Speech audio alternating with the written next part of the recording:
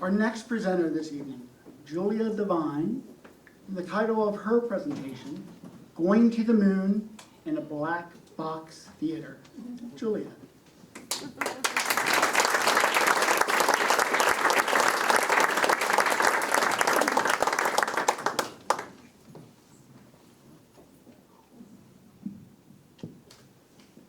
All right, I'm ready to launch. I got my space pants on.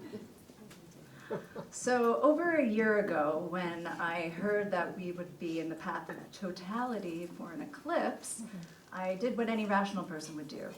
I decided I would create an original outer space show to herald its arrival.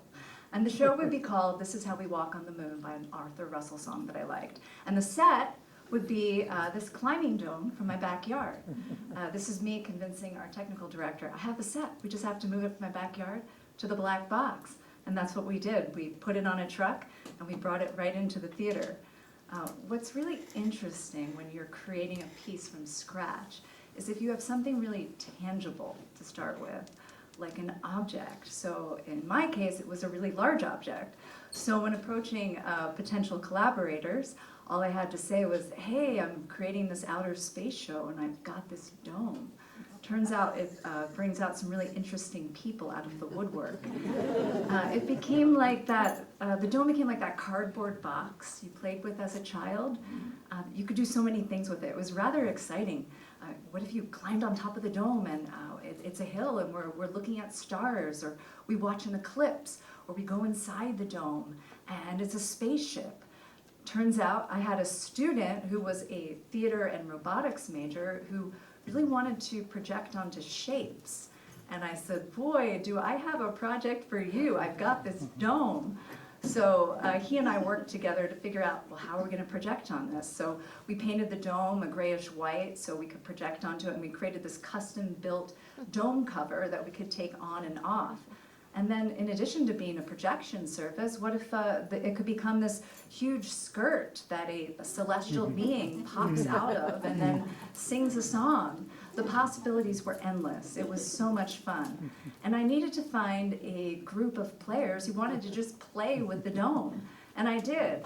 And these individuals had really unique connections to outer space, and they were also really interested in exploring microgravity. And one of them, at my audition, actually scaled the wall of the Black Box Theater. Unfortunately, I couldn't include that in the show. I assembled a creative team of technicians and designers. I had a sound designer that composed original space music, a stage manager who documented our whole process, and our lighting designer and projectionist who used 3 different projectors to 3D map the surface of the dome.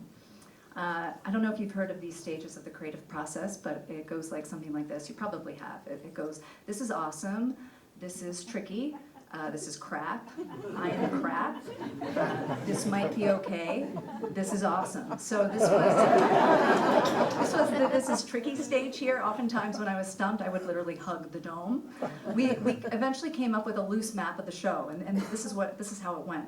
We come from the universe, we look at the stars, we have a personal connection to space, we become astronauts, we go to the moon, we reach another galaxy, and then we're absorbed back into the universe. And this is our stargazing scene right here.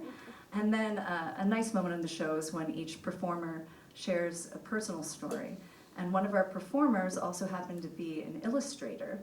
So we filmed him doing watercolor illustrations of each person's story, and then we projected it and sped up each illustration. It was a really touching moment in the piece.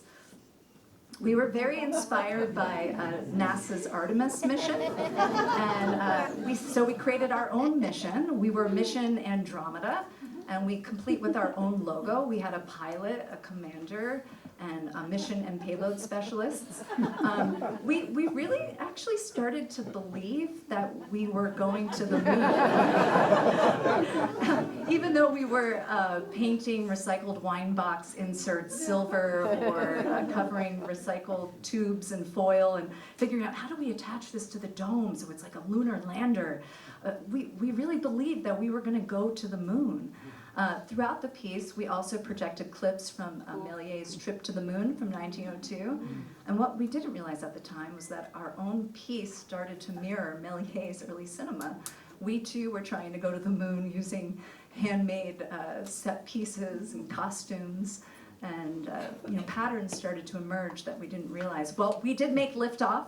We figured out a way to lift the dome off the ground. We had lights and sound and fog. And even though the dome just, lifted off of the floor and went to the ceiling, I can't tell you how exciting it is to watch a large object be lifted up. It was like we were actually lifting off into space. And then to watch the object slowly come back down to the surface of the stage. It was so exciting, like we had landed on the moon. We put new flags on the moon. We explored the moon's surface and microgravity before encountering space garbage. And we entered into our own space gate sequence, a la 2001 Space Odyssey, where we made it to the Andromeda Galaxy.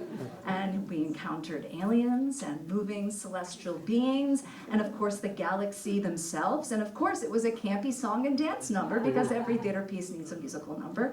And it was called Andromeda, So Spectacular. We also did stage a total eclipse before actually seeing the eclipse. Our production's run was before the eclipse, and none of us had ever seen a total eclipse before. And of course we used Annie Dillard's essay, Total Eclipse, as our inspiration, and it turns out we got pretty close. We even had a moon that moved with feet as it went and covered the sun.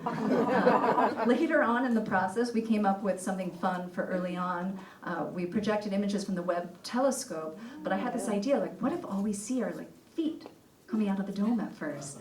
And it didn't make any sense, but it did make sense, and it was so unique. And then we created an ancient space language, which we taped to the floor using spike tape.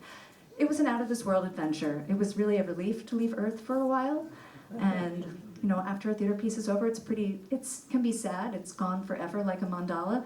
The dome is now in our backyard, awaiting its next adventure. It's a new color, and I wish all of you find your dome of inspiration, play, and creativity.